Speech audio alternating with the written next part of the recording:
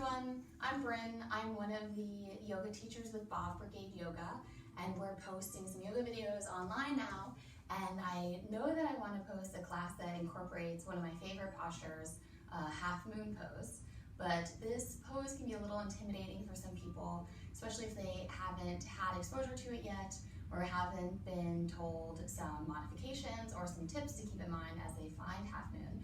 So I wanted to go over some of those modifications with you today. And if you have half moon in your practice and you already feel comfortable with it and you're good, I also have a couple of variations for you if you want to try something new. So our first modification of half moon is from tabletop position. And something to keep in mind is that I've already warmed up. For a half moon especially, you want to stretch out your hamstrings, find a little bit of body movement to warm up and start to incorporate your core work because you'll need it for balancing. And for one of the variations that we're going to do, I also stretched my quads and I stretched my back body and front body, particularly my chest for a heart opener because we'll be practicing that in our variation. So first modification is from tabletop. And find your stability here. So shoulders aligned over the wrists, hips aligned over the knees, and I'm lifting my navel up through the spine to bring in that core engagement.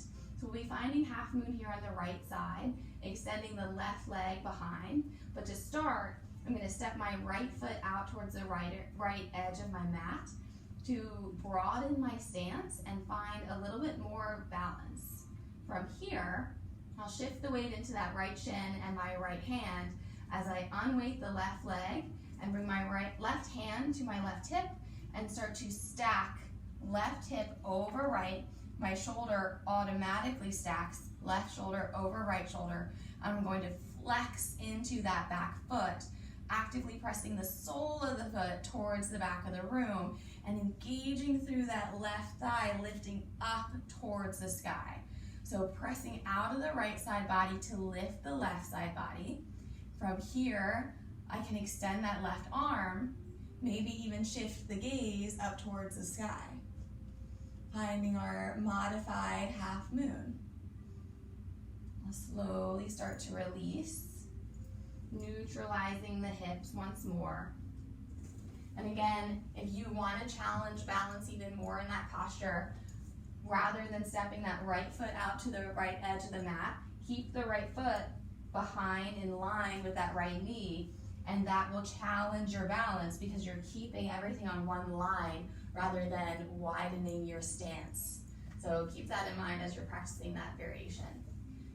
The other modifications that we have for half moon, at least for today's video, are using a block. So the a yoga block has 3 levels.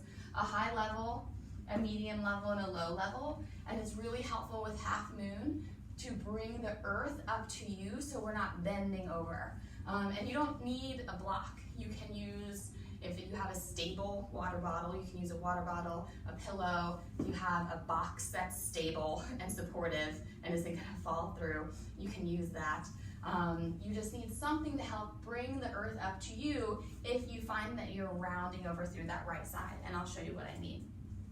The hand placement of either your hand or your block is about 12 inches in front of that front foot, and I like to step my hand about an inch off to the right for that same reason as in the tabletop, widening that stance a little bit, finding a little bit more support. It helps me feel stable. There's a few different ways to come into your half moon. A lot of times in yoga class, we'll find from warrior 2 because our hips are almost already in the position that they'll be in half moon. And you just bend into that front leg, find your placement of the right hand, about 12 inches in front, inch or 2 to the right, left hand to the left hip. As you start to unweight that back leg, flexing the foot, I'm going to slowly straighten the right leg, but it doesn't have to be straight. What has to be straight is this back leg. I'm going to lift out of that back leg, stacking left hip over right, stacking left shoulder over right shoulder, flexing into that left foot, actively pressing it back, engaging my right standing quad to lift the right kneecap, And slowly opening up the left ribs towards the sky. I can extend that left arm. And you always have the option, if you feel stable, to shift the gaze up towards the sky. Moving slowly. And slowly release. From here, if we want to make our way back to our warrior two, bend into that standing leg, step all the way back, warrior two. Another option is to move into half moon from a neutral squared hip position. Bella, do not bark. I can hear it, it's coming. From here, what's important to keep in mind is that our hips are not already in alignment for half moon. We have to bring them into alignment, which that's where it becomes really important to be lifting out and not sinking into our joints and our hips, because we don't want to be sinking and spinning on joints. We want to be actively lifting out of that supported leg.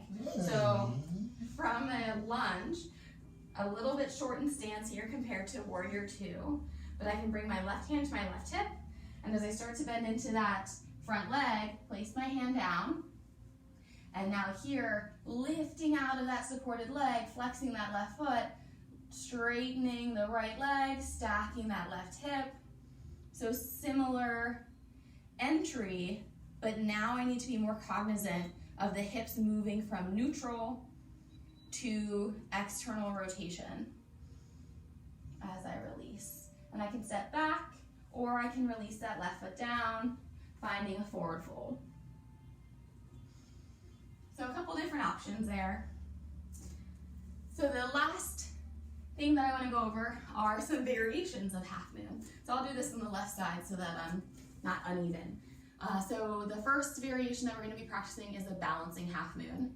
And then the second variation is a version of bow that we normally do in a standing posture, and you can incorporate that into your half moon. So first we're going to actually warm up for bow so that we can incorporate both in the half moon practice. So from my tabletop position, we're going to do a modified version of this from table before we bring it into our full half moon.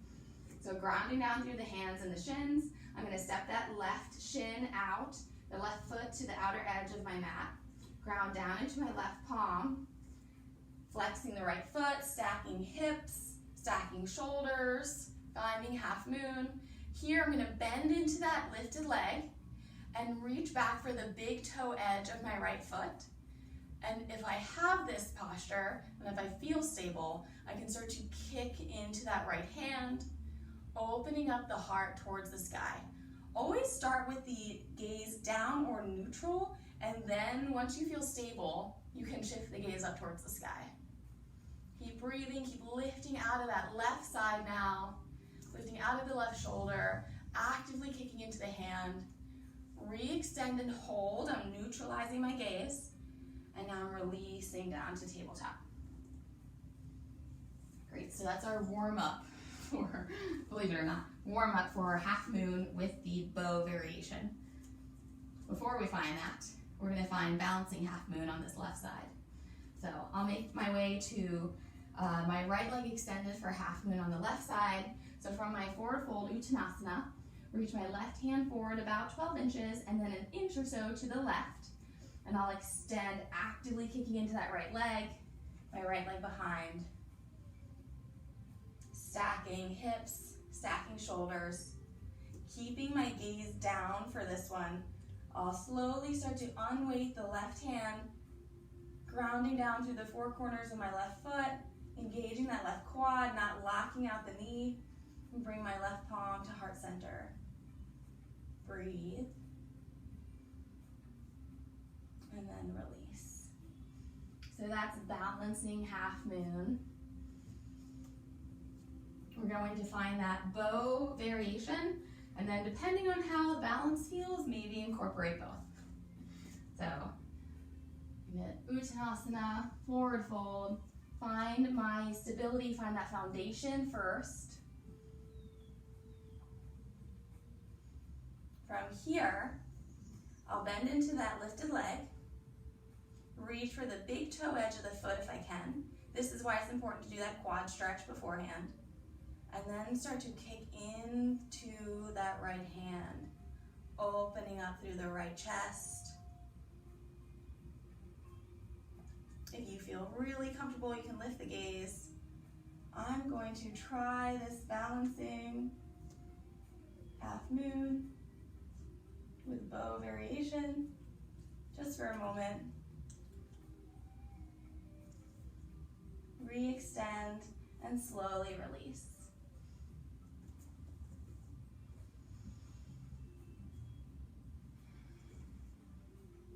So those are the tips, modifications, and variations that I have for half moon today. I hope that they can help your practice. If not, that's okay too, hopefully. But hopefully you can incorporate them into your yoga practice. And yeah, I hope you can join me for a class sometime.